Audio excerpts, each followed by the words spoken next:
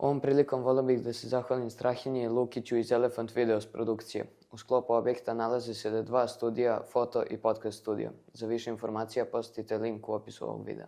Sport Vision je lider u sportskoj maloprodaji na Balkanu, a sedište se nalazi u Beogradu. Kompanija ima strateška partnerstva sa velikim brendovima poput Nike, Adidasa, Kolmara, The North Face-a i mnogim drugima. Za više informacija posjetite link u opisu ovog videa. Dobar dan poštovani gledalci i dobrodošli u 34. epizodu Svižkasta. Moj današnji gost je novinar Sportal RS-a Nikola Trbović. Dobar dan Nikola, pre svega kako si? Hvala na ovako lepom uvodu pre svega, dobar dan i tebi. Drago mi je što sam ovdje i dobro sam, generalno sam dobro. Drago mi je da to čujem. U ovoj epizodi najviše ćemo se bazirati na Euroligi i na košarci. Prvo da mi daš neki komentar na minuli prelazni rok letnji. Na minuli letnji prelazni rok mogu samo da kažem da je bio izuzetno zanimljiv. Pogotovo za Partizan, koji je generalno postala ta mistika oko celog tima, a generalno za Crvenu zvezdu mislim da je to, iako se više znalo ko će doći i kako će doći, bilo je dobro. Mislim da smo dobili jedan ogroman egzodus isto NBA igrača u Euroligu, što je dobro za sam kvalitet lige, što se i na kraju tako pokazalo. I naravno oko Vezenkova je bila najveća misterija gde će, iako ja nisam na kraju imao nikakvu sumnju da će doći Olimpijakos. Kako ti se čini dosadašnji tok Evrolige i koliko već ti mogu da doguraju do kraja? Pa mislim da je ta stara floskula sad već i dosadna svima, da je nikad zanimljivije. A stvarno jeste. Vrlo su svi timovi izjednačeni i nema toliko razlike sad ni u budžetima, da tako kažem. Malo ko je očekivao da će Bayern, recimo, biti playoff tim. Malo ko je očekivao da će Real i Barcelona da se muče da budu to u nekom play-in mestu, ali očigledno je da oni prolaze kroz neki tranzicioni period koji je svima čudan generalno. Isto tako, italijanski timovi su me pomalo iznenadili. Mislim da Virtus-ova formula bez starca nema udarca, da je malo i to provaljeno, ajde tako narodski da kažem. A Armani, oni su morali da prebrode jednostavno te povrede koje su imali. Svaki put im se neko povredi u nekom bitnom momentu sezone, a kada se to desilo, kada se taj period završio, onda su počeli konačno da igraju košarku. I mislim da igraju izuzetnu košarku u ovom trenutku. A što se tiče večitih, iznenađen sam. Generalno iznenađen sam i jednim i drugima. Ja nisam očekivao da će biti u ovom mestu gde se sad nalaze, ali polako mi. Samo to mogu da poručim svim navijačima i Crvene zvezde i Partizana, da ne treba da žure jednostavno, jer sezona je još uvek duga, iako je sad taj sprint, 5 kola do kraja, nije u momentu kada snimamo, 5 kola do kraja, tako da treba polako da idu jedni i drugi ka svojim ciljevima, to je play-off. I drago mi je što se ne krije da su ciljevi za oba tima play-off. Koliko, spomenuli smo Real Madrid i Barcelonu, koliko je ta tranzicija, na primjer Barcelona je promenila nekoliko igrača, došao je Kevin Panter kao novi lider ekipe, a i koliko je na Real uticao odlazak Gershona Yabuselea? Pa i za jedne i za druge dosta stvari se desilo koje nisu bile predviđene. Barcelona ima problema sa playmakerom. Barcelona me dosta podsjeća na Partizan iz prošle godine. Kevinu Panteru je očigledno potreban jedan playmaker koji će biti uz njega i koji će diktirati tempo. Sad Juan Nunez, ja mislim da je on i dalje premlad da bi to radio i on je nažalost završio sezonu, pa od sledeće, on je i dalje na teritoriji eksperimenta, ajde tako da kažem. Pošto on je igrač Reala bio, pa je došao iz Barcelone i bilo je malo kontroverzije oko tog transfera, ali polako. Ono što je sigurno poremetilo u Barsu jeste povreda Nikola Provitole. On je jedan lidera ekipe, on je neko ko vuče konce i sa Panterom dok su oni igrali zajedno u petorci, to je bilo fenomenalno. I sad Raul Neto isto je bio eksperiment, mogu da tako kažem, on dođe, povredi se, odigra još jednu utakmicu pa se povredi i onda na kraju ode iz kluba. Da je Hertel došao i ostao, da navijači nisu blokirali taj transfer, mislim da bi Barca bila mnogo bolja i kvalitetnija ekipa u smislu napada, ali nije se to mnogo odrazilo na njih na kraju krajeva. A sad što se tiče Reala, Nije toliko Jabusele, po mom nekom ličnom mišljenju, uticao koliko je uticao odlazak ovih staraca, da kažem, Rudi Fernandez i Sergio Rodriguez su, koliko god ih mi ne voleli, možda zbog nekih karakternih osobina, ali to su ljudi koji sa 5 poena mogu da odluče bilo koju utakmicu. To se dokazalo u seriji protiv Partizana i na kraju u finalu, kad je Ljulj dao, koliko se ja sećam, to su mu bili jedini poeni u tom finalu. Prvi i jedini. Ja sam to pričao svojim drugarima, to su ljudi koji će dati 1 poen, ali taj 1 poen ti je to. Nema tu greške, oni će time rešiti. I mislim da se to odrazilo najviše na njih sad. Andres Feliz, Xavier Reita-Mays i ti neki momci koji su tek došli. Ne znam koja je njihova budućnost u samom klubu. Mislim da Feliz ima, ali Reita-Mays, sada ako si gledao El Clasico, video si šta je se radio i kako je ušao u utakmicu, bio u startnoj petorci. Tako da mislim da su njegovi dani, nažalost, odbrojeni u Realu.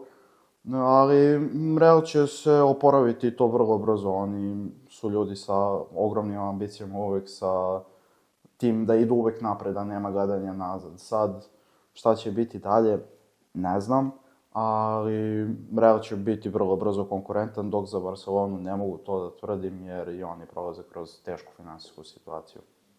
Šta je po tvojom mišljenju napravilo Evroligu da bude ovako ujednačena od sezone 2022-2023 pa sve do danas? Pa budžeti jednostavno. Mislim da budžeti su sad izuzetno blizu jedan drugog, što se da vidjeti po godišnjim nekim izveštajima. I mislim da je kalibar igrača dosta sličan.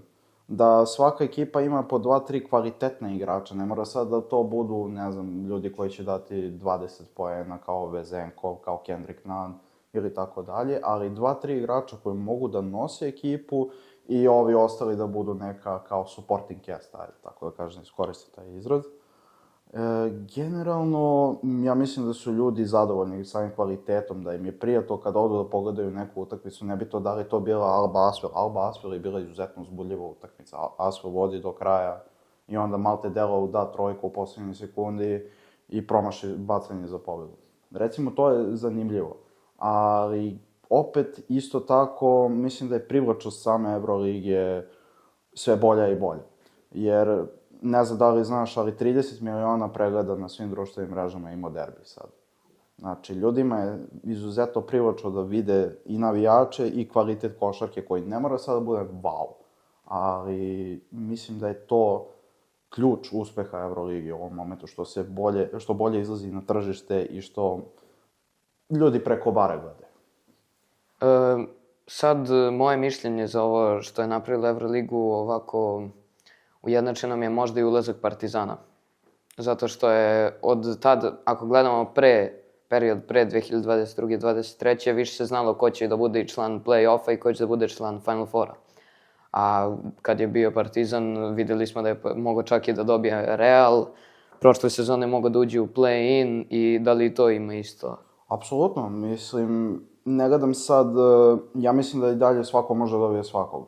To se dalo pokazati milion puta i najteže su dobijene one utakmice unapred. Recimo, Zvezda kad je igrala u Pioniru sa Makabijem, to su svi pisali +1, Makabi dođe i odere Zvezdu u njihovoj kući.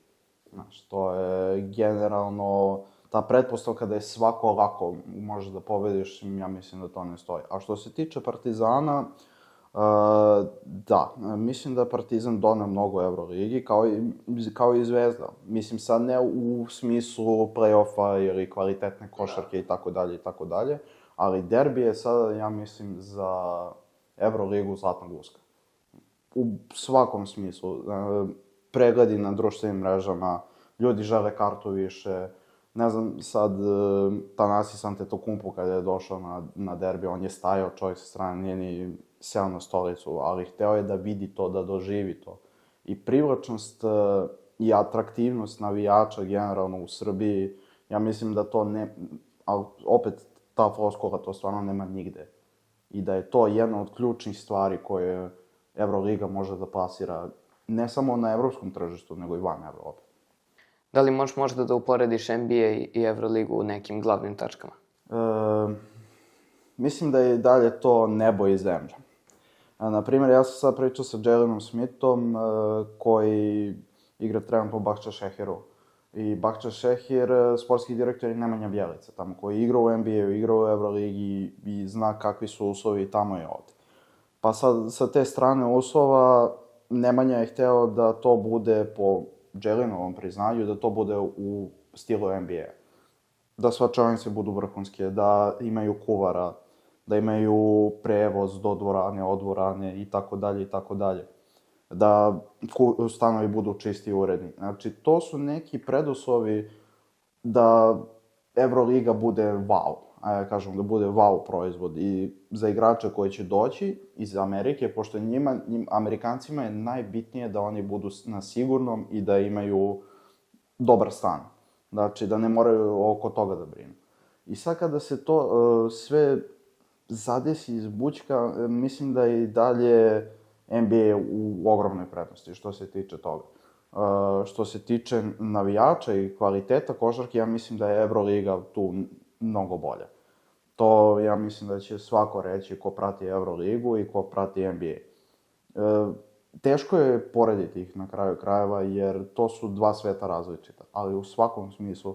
I onda, kada se te neke stvari možda izjednače, možemo da pričamo o tome da šta je bolji proizvod. Ali trenutno NBA je, po meni, mnogo bolji proizvod. Šta je budućnost Evrolige ako dođe NBA u Evropu? Pa ja mislim da je budućnost Euroligi i dalje stabilna. Generalno da ne može da se naruši status quo dolaskom neke strane sile, ajde tako da kažem. Sad, to će na kraju spasti izbor šta je bolji proizvod. Da li je Euroliga bolja za gledanje i da li je NBA bolje za gledanje. Sad ja sam čuo da hoće i fudbalski klubovi da uključe to, pa da bude KK Manchester United, KK Manchester City, Liverpool, ne znam ja. I ne znam koliko je to atraktivno ljudima. Mislim, naravno, postoji ogromna infrastruktura u Engleskoj, u Francuskoj, ali to nije toliko privlačno za gledanje ljudima, jer ljudi hoće navijače kako skaču na tribini itd. itd. I sad kada se to uporedi, ja mislim da Euroliga ne treba da brine, pošto NBA će raditi sa FIBA-om, FIBA ima isto svoje takmičenje Ligu šampiona i mislim da će se kroz to plasirati dalje, ali sad teško je proceniti u ovom trenutku. Sad bih volio da se malo posvetimo sportskom novinarstvu i da te pitam šta je najbitnija stvar po tom mišljenju u tom poslu? Biti pošten. Biti pošten prema radu, biti pošten prema sagovornicima i generalno voleti sport. Nebitno je za koga navijate na kraju krajeva, bitno je da imate dobar stav prema tome što radite. Da nećete nekome da izmenite izjavu, da ukoliko neko traži da vam pošalje intervju na autorizaciju, da to uradite i tako dalje i tako dalje. Mislim da je to neko oličenje poštenja, da to fali nama i dalje. Mi smo skloni tome da izvučemo stvari iz konteksta, sportski novinar, generalno novinari. I onda kada se to sve stavi sa strane, sportski novinari su izuzetno duhoviti ljudi, izuzetno pametni i ja mislim da su to najbolji ljudi koje ja znam u svom životu. U smislu samo za razgovor, ne van svega ovog ostalog. Tako da, ko zna, za mene je to najvažniji aspekt, ne samo u poslu, već i u životu. Koliko i kako sportski mediji doprinose popularizaciji sporta ne samo u Srbiji, nego i na svetu? Pa, to je jedno bez drugog ne može, znaš. Kako ćeš ti drugačije da gledaš utakmicu bez nekog medija ili tako nešto. Tako da, mi se bavimo oblikovanjem javnog mišljenja i to je osnovni posao novinarstva, generalno. To sad govori Fakultet političkih nauka iz mene, ali to je jednostavno tako. Kad ti pogledaš koje sve ljude mi imamo u toj nekoj sferi, malo je to izokrenuto, znaš. I onda, sad idem mnogo daleko, ali generalno moramo da razvojimo jedno od drugog. I onda kada razvoješ jedno od drugog, onda je ovo samo košarka, ovo je drugo samo tekst o, na primjer, košarci. I kad se to razvoji, onda se dobije nešto na čistinu. I sad ti možeš da protumačiš da li je, gledajući utakmicu, na primjer da Sterling Brown, lupam sad da je dao u sveukupno Olimpijakosu 4 poena, na primjer. A drugo je kad ti staviš na papir, pošto sam imao ovaj tekst, Sterlingov Brown, kriptonit Sterlinga Browna nosi crveno-belo.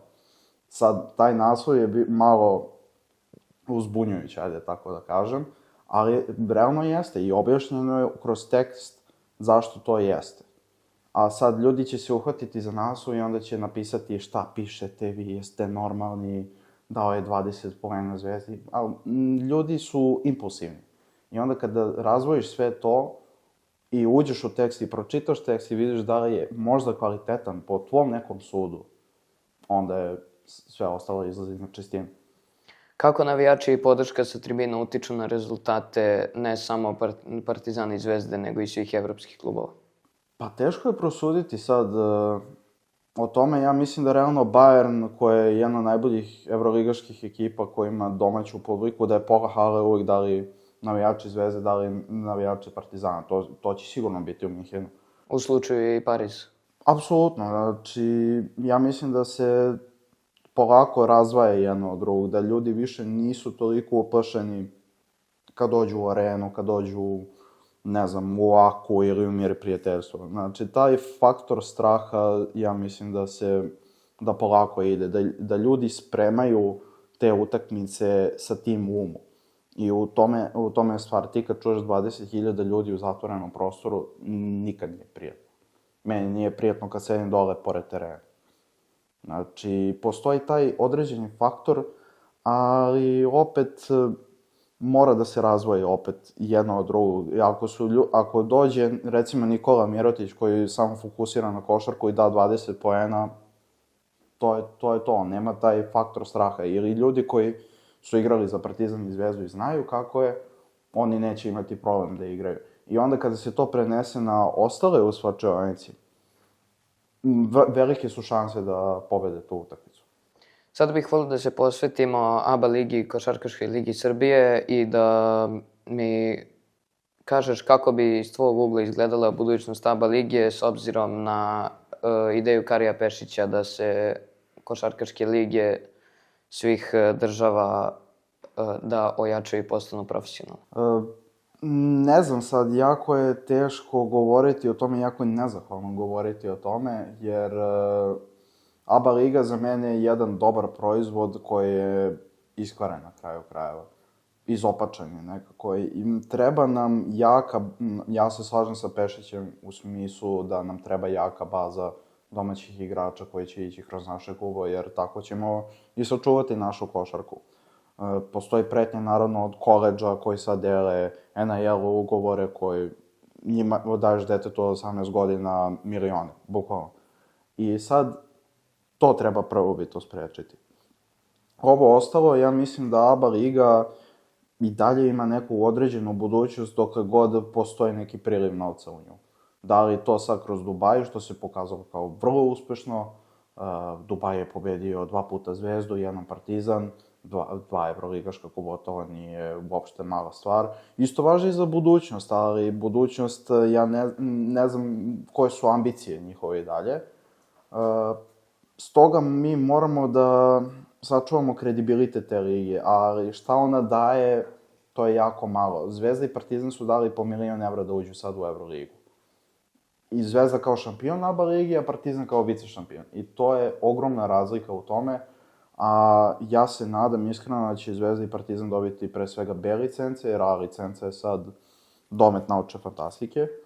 A za ostalo vidjet ćemo. Šta god se ponudi, ja ne mogu tome da sudim dok ne vidim. Znači, da li će se ABA liga ugasiti, što ne želim. Vidjet ćemo, a da li nam treba jaka baza domaćih igrača koji će se razvijati kroz Košarkašku ligu Srbije? Apsolutno, jer jedino tako i mi možemo da opstanemo kao košarkaška sila. Kako Košarkaška liga Srbije može da se da više teži da bude profesionalna liga koja će da ima predstavnike u Euroligi, ako uzmemo u obzir situaciju od prošle godine i završetka same lige. Šta možeš tome da kažeš?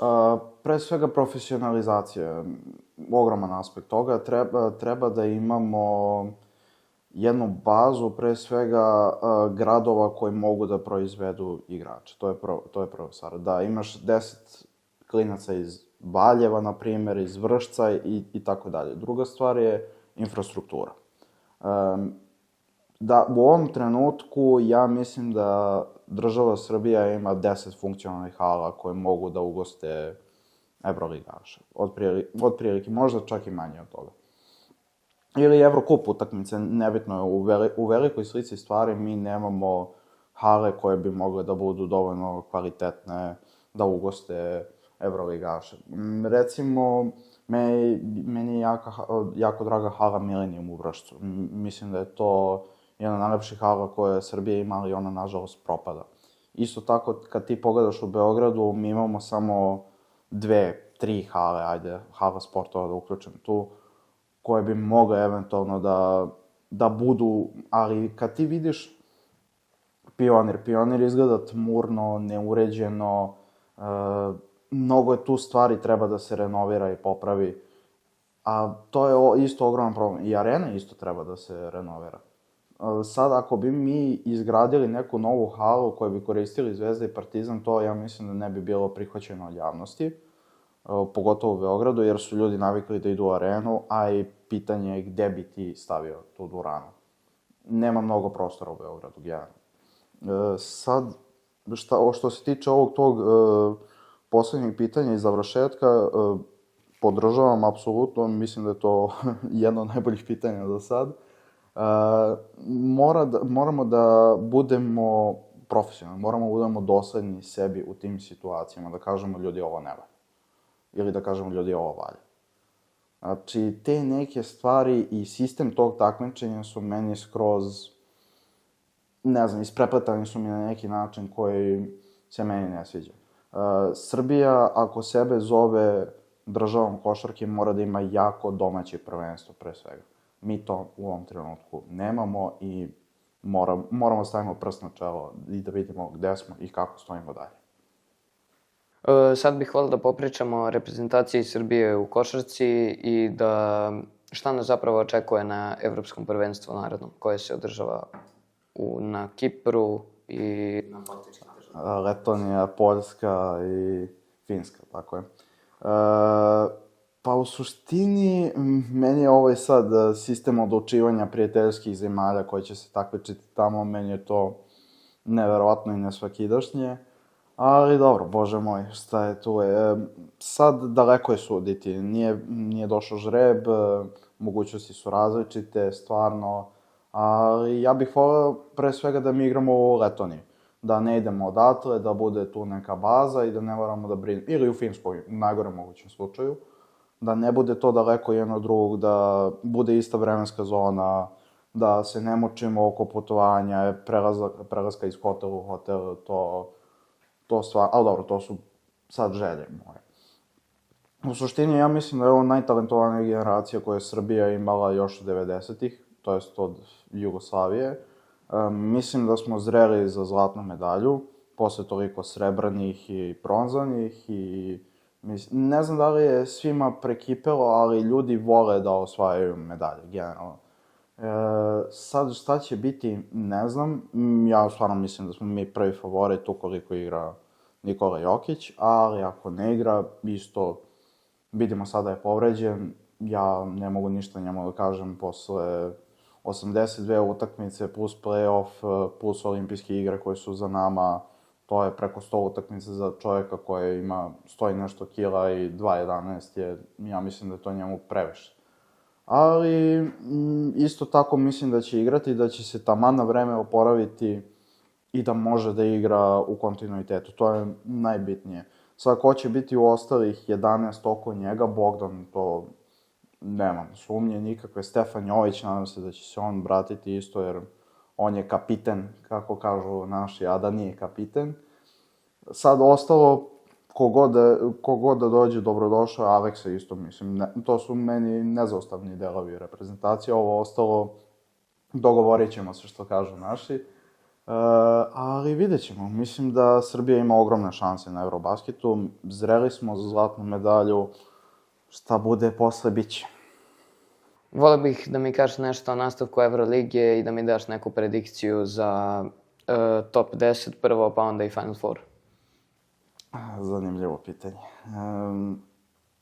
Ajde ovako, Olympiakos, Panathinaikos, Monako, ovo nije redom, samo kažem. Zvezda, Partizan, Real i Barcelona, neka bude to 8. I Fenerbahče, zaboravio sam Fener, da. Ovo ostalo, Final Four, oba grčka tima, Fener i neka bude Monako, mislim da će se oni provući iz nekog razloga. A ko će da osvoji, ja mislim da je Olympiakos isto tako vrlo zreo, da posle svega što im se desilo, mislim da su zreli za osvajanje titula. I za kraj, da li bi mogla da mi kažeš fantasy petorku tvoju? Ne igram fantasy već neko vreme. Najbolju petorku? Prvu petorku Euroligi. TJ Shorts, Vezenkov, Kendrick Nunn, Joel Bolomboy i Sterling Brown. Neka bude tako. Šta bi bio da nisi novinar? Ovo je nezgodno pitanje. Ja sam uvek mislio da ću biti novinar. I to su mi drugari govorili, a ti ćeš biti neki komentator ili tako nešto. I onda jednostavno nisam video sebe ni u jednom drugom pozivu, ali da nisam baš novinar, verovatno bi se bavio ili video ili muzičkom produkcijom. Nešto od toga dva. Poštovani gledalci, to je to što se tiče ovog izdanja Sviškasta. Nikola, hvala ti na izdvojenom vremenu. Samo da se obratiš našim gledalcima u kameru da im nešto poručiš. Gledajte Sviškast, podržite mladog Dimitrija, radi fenomenalan posao i mislim da ima svetlu budućnost, ne samo u novinarstvu.